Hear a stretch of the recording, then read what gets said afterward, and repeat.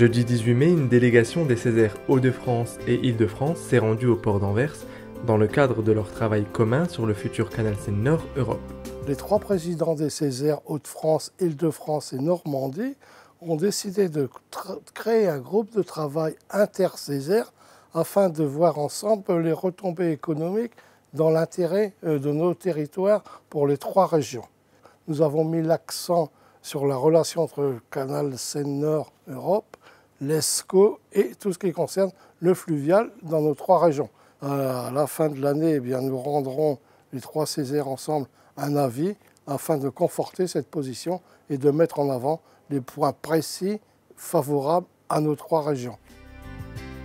Le port d'Anvers est un acteur majeur du trafic portuaire et fluvial du nord de l'Europe et aussi une porte d'entrée stratégique du futur canal. Cette visite est tout à fait intéressante parce que le Césaire travaille beaucoup sur des sujets divers et variés économiques comme le canal Seine-Nord. Je pense qu'il y a des synergies à trouver et c'est bien volontiers que nous accueillons une délégation comme celle-là pour montrer notre savoir-faire et étudier ensemble des possibilités de développement. Donc une réunion comme celle-là me paraît tout à fait intéressante.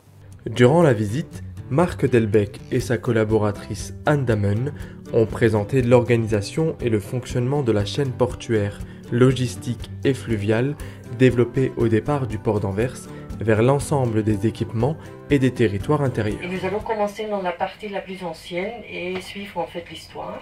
Comme vous savez probablement, le port d'Anvers a deux grandes connexions pour la partie fluviale. Donc c'est ici d'un côté le canal Albert et dans le nord, complètement dans le nord, il y a la connexion avec le Rhin. Et ça, c'est l'écluse ici, 500 mètres de long. C'est la mer, là, c'est l'eau de mer. Et alors ici, voilà, on a l'ESCO qui part d'ici, qui prend sa source à Cambrai, du côté de Gouvy, qui vient ici, qui se jette en mer du Nord, là-bas.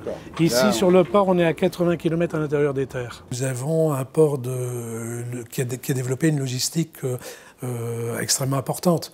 En fait, nous essayons aujourd'hui d'intégrer toute la supply chain. Donc ça veut dire qu'entre le chargement, déchargement et la livraison du produit fini, il y a tout un process que nous essayons de développer ici. Les membres ont pu découvrir le deuxième port européen après Rotterdam, qui présente la plus grande écluse du monde, des équipements modernes, une organisation millimétrée et gérant le flux des 10 millions de containers de marchandises par an. Ce qui est également primordial, c'est d'avoir un port qui soit situé sur des lieux économiques importants. Donc c'est le cas d'Anvers, puisque nous sommes un port maritime, mais situé à 80 km à l'intérieur des terres.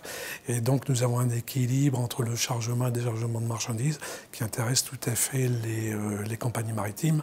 Donc je pense que Seine-Nord Europe est un bon outil de développement, probablement pour nous, certainement, mais également pour les autres ports qui pourront certainement tirer leur épingle du jeu.